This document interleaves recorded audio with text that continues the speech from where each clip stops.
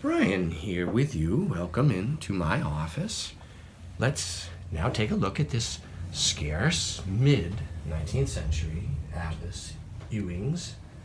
It's in a original period half leather binding with a very nice gilt stamped front cover like this. It was evidently issued colored as well as uncolored, and so this is the colored version here. We see the title page is printed in Edinburgh, and it's the new general atlas of the entire world, and it's the new edition including recent geographical discoveries. It dates from around 1850 to 55 perhaps. Could be as late as maybe 1860. There are text leaves that begin it, and we then, right here's a publisher's brief little list or catalog, and here is the first map like so. It is a double page, a world in double hemispheres, unexplored territory within Africa here, as well as these apocryphal mountains of the Moon range cutting like this. This range here is often seen in various locations within the interior. Then we get into these maps of Europe, like so. All of the titles are set within these decorative, stylized boxes that look sort of like monuments or, well, they're just a basic, simple cartouche, like so. And here's Ireland, and France in provinces, and then France in departments, and Spain and Portugal, like so. These are engraved maps with original full hand color. This is applied by the publisher prior to issue, so this was issued in this way, right here.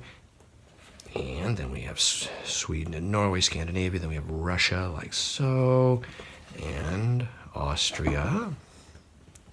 It's on a nice, thick, heavy paper. The paper is gently and uniformly age-toned, but it's still supple and in a state of very fine preservation. The maps are all clean, you'll notice. There's very little staining, spotting. It's really a well-preserved atlas internally. It was rebacked at one point, and the spine was laid down. I'll show you that again when we're done looking inside. Here we have what they call Hindustan, which is common at the time, but of course it's India. And this is an interesting map of Australasia and Polynesia, because down here we see this apocryphal Lake Torrens hook, like so. That is a cartographic anomaly or myth that existed for a couple decades, but in fact does not really exist as a geographical feature. You'll notice here the mountains of the Moon have moved from this section on the world double hemisphere map. Now they're over here. You'll see that a lot. They can be seen down here, up here, or all the way across. They're all over.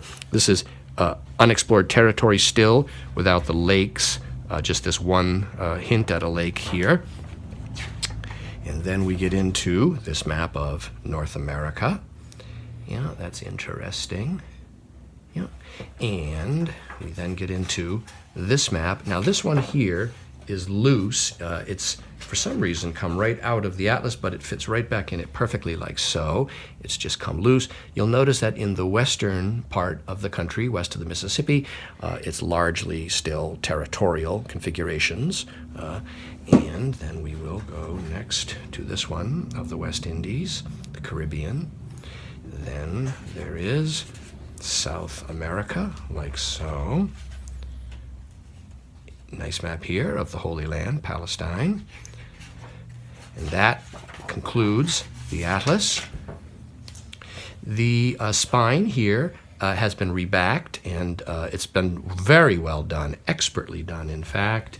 And they've laid down the original part of the spine with the gilt lettering that was retained from the previous spine, but the covers are original, and this part of the leather here down the spine, the joints, is original. It's only from right here around where this new red leather spine is the reback. Beautifully done. very pleasing example of a scarce atlas, and it is available now online from me, Brian DeMambro.